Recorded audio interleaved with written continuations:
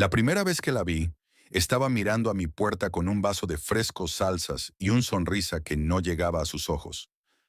Assalamu alaikum, dijo suavemente. Nos mudamos a la siguiente puerta. Pensamos que nos diríamos hola. Recuerdo notar los golpes de oro en sus brazos, sonriendo ligeramente, y cómo sus ojos se miraron brevemente hacia adentro de mi casa. Su nombre era Leila. Estaba de Uzbekistán, igual que yo.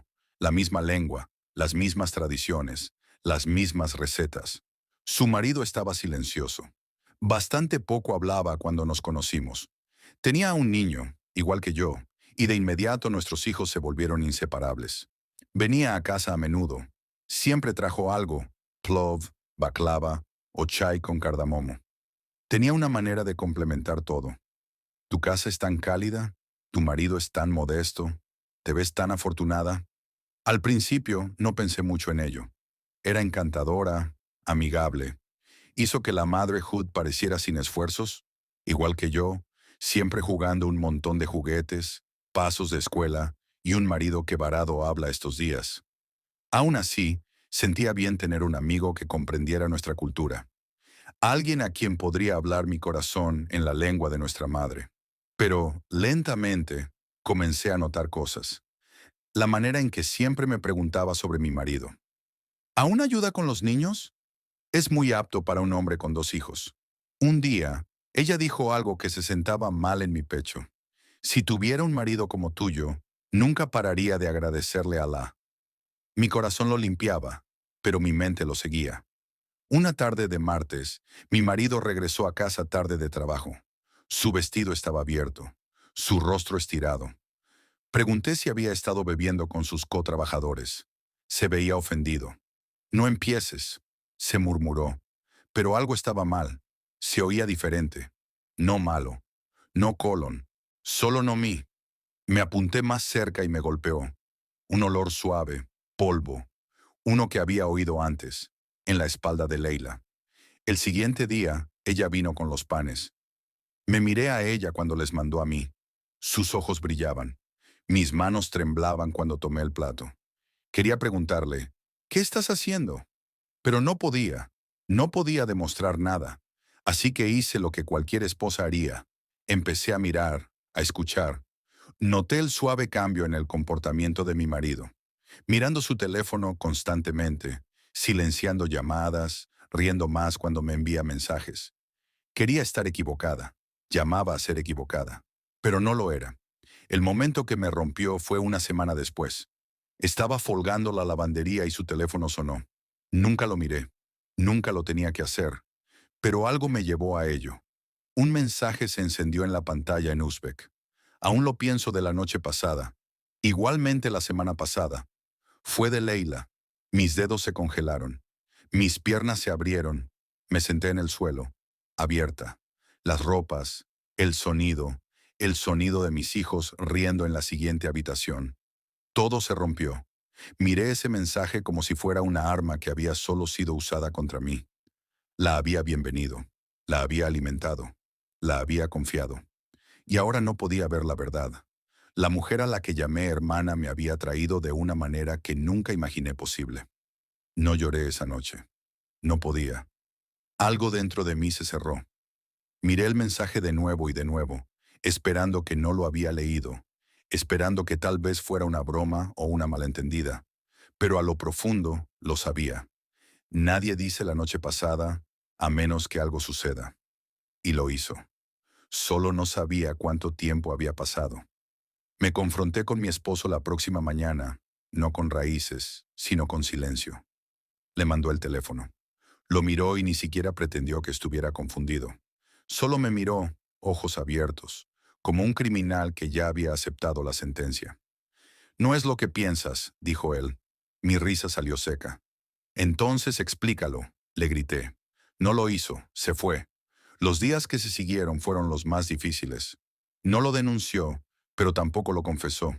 Solo se volvió más tranquilo, más lejos, como si yo fuera la que había rompido algo. Leila no volvió, sin mensajes, sin excusas. Se desapareció a su casa, como si nada hubiera pasado. Traté de mantenerme digno, especialmente para mis hijos. Me levanté, cociné, limpié, sonrío cuando sonríen. Pero en la noche me rompí. El silencio entre mi esposo y yo creció más fuerte. Lo vería mirando al piso. No a mí. Nunca a mí. Y cada vez me preguntaba si estaba pensando en ella. Una noche lo forcé a hablar. Dime la verdad. ¿Has dormido con ella? Primero se agachó la cabeza, luego se excitó. Empezó como hablando. Dijo, con la voz baja. Dijo que su esposo estaba frío, que se sintió invisible. Estaba tratando de ser amable. Amable. Me agaché. Ser amable es darle té a alguien, no compartir tu cama. Dijo que no era físico al principio, que se encontrarían en un parque. Hablar por horas, que me hizo sentir importante, apreciado. Dijo que H.I.C. joven, siempre vestida perfectamente, siempre acompañándole. Quizás eso es lo que quería, pero el dolor más profundo no era él, era ella. Ella sabía de mí, sabía de todo sobre mí, mis luchas, mis sueños, mis inseguridades. Le había contado cosas que no había contado a nadie más, y usó esa intimidad como un arma. Recuerdo sus palabras. Los hombres se alejan cuando no se sienten admirados. Ella no me había avisado. Ella me había avisado. Un día la vi en la calle caminando sola. Ella me miró, se sollozó, como si nada hubiera pasado, como si no hubiera roto por mi casa. Caminé por ella sin una palabra. No porque era frágil, sino porque sabía que si abría la boca, no me detendría. Esa fue la época en la que me golpeó. Había sido traído por dos personas, pero solo una de ellas había pretendido amarme. Quería cerrarme, pero todo lo que tenía eran preguntas sin respuestas y una casa que se sentaba más fría al día. Mi marido se movió a través de las habitaciones como un fantasma, y yo seguí recopilando piezas de mí misma, como si algo dentro de mí se hubiera rompido calmamente y se esconde en todos lados. Dejé de cocinar por él. Dejé de preguntar a dónde iba. Dejé de pretender, pero el silencio no era suficiente. Necesitaba la verdad, no frutas de la culpa. Entonces, una noche, le pregunté de nuevo, no con angustia esta vez, sino con exhaustión. Dime todo. Espérame la mitad de las verdades. Ya he muerto una vez. No puedes matarme dos veces. Y esta vez lo hizo. Me dijo que empezó semanas antes de que jamás hubiera sospechado nada. Ella vino una tarde cuando estaba afuera. Dijo que había olvidado sus llaves. Le pidió que usara el jardín de atrás para subir a su propia casa. Él la llevó. Se quedó más tiempo de lo que debería haber. Dijo que su esposo le había golpeado. Dijo que no tenía a nadie. Dijo que estaba asustada. Y él escuchó. Dijo que solo estaba siendo amable. Pero la amabilidad se transformó en largas conversaciones, en secretos, en toques, en su acercamiento, en él no retirarse. A la vez que se dio cuenta de lo lejos que había llegado, ya era demasiado tarde. Le aseguró que no era físico al principio, que el primer beso vino después de que llorara frente a él. Dijo que lo besó y lo dejó, y luego se continuó. Ella encontraba razones para venir cuando no estaba en casa. Se conocieron en su auto. Hablaban tarde a la noche. Dijo que se sintió viva de nuevo, querida, vista. Cada palabra se sintió como un corte en mi pecho. Le pregunté si nunca pensaba en los niños mientras se acercaba con ella. Dijo que no lo intentaba. Eso fue peor que cualquier confesión. Me senté en la habitación esa noche, enferma, recordando cada pequeño momento que había compartido con ella. Cómo ella había aplaudido mi hogar, cómo ella había acompañado mi nacimiento, cómo ella había rido de mis bromas mientras dormía con mi esposo detrás de mi espalda. La traición fue surgical, lenta, precisa, íntima. No se trataba solo de amor, fue sobre acceso. Ella se acercó porque abrí la puerta. Lo peor es que ni siquiera la quería. No la amaba, solo quería lo que tenía. Quizás le hizo sentir poderosa, quizás le dio control. Pero una vez que el caso se acabó, ella se fue de ambos nuestros vidrios como fuego, sin disculpas, sin vergüenza, nada. Mis abuelos me culparon. Dijeron que debería haber estado más vigilante. Dijeron que no debería haber llevado a otra mujer a mi casamiento. Sus palabras eran crueles, pero me quedé quieta. Sabía la verdad. Solo no querían enfrentarse a la desgracia de sus hijos. No lloré por él. No lloré por ella. Lloré por la mujer que era. La mujer que confiaba demasiado fácilmente. Perdió demasiado rápidamente. Y creía que la lealtad te protegía de la traición. Estaba equivocada. La traición viene vestida de amor. Y a veces se ve en la cara de tus amigos. No lloré. No pedí. Me puse 2 bolsas, tomé a mis hijos y se fue. El silencio de esa elección fue más fuerte que cualquier lucha que pudiera haber elegido. Él no intentó detenerme. Tal vez sabía que ya había perdido, o tal vez solo no se importaba suficiente en luchar por lo que rompió. Me mudé a un pequeño apartamento en el oeste de Londres. No era mucho, solo 2 habitaciones y un tapón flotante, pero era mío. La primera noche que dormí allí, me levanté mirando al cielo, preguntándome quién era ahora. No una esposa, no un amigo mejor, solo una mujer perjudicada por las 2 personas a las que ella confiaba más. Me uní a un círculo de apoyo de mujeres no tan lejos de donde vivía. Eran mujeres musulmanas de todo Centroamérica.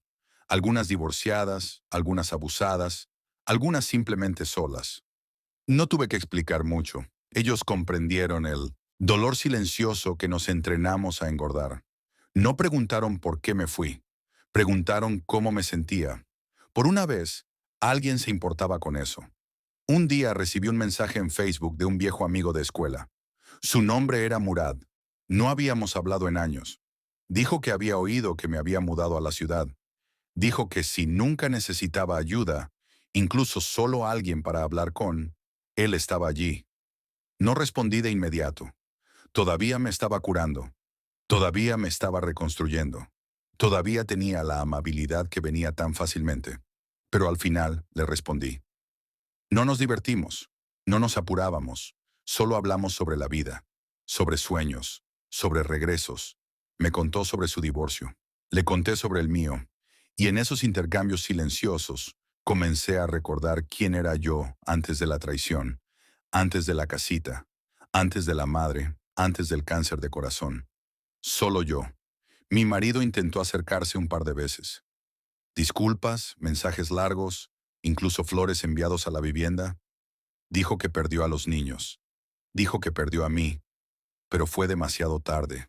El amor no sobrevive cuando el respeto ha muerto. Lo dejé visitar a los niños, pero nunca lo dejé regresar. No emocionalmente. Nunca.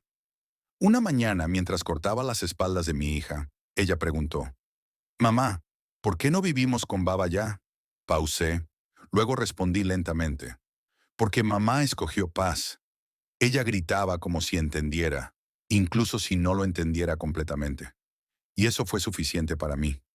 A veces veo a Leila desde lejos, en el mercado, fuera de un café. Ella se ve más pequeña de lo que recuerdo. Su belleza no duele más. Su ausencia no me duele. Me dio el peor tipo de traición. Y en hacerlo, me dio el mejor tipo de claridad. No fue solo una historia de infidelidad. Fue una historia de despertador. Tuve que ser rompida para ser reconstruida. Tuve que perder todo lo que confiaba para encontrar la fuerza en mí misma. Y ahora, cuando miro en el espeluznante, no veo a una mujer que fue traicionada. Veo a una mujer que sobrevivió. Y lo que he aprendido es el amor más verdadero que hay. El amor que encuentras cuando finalmente elegís a ti misma.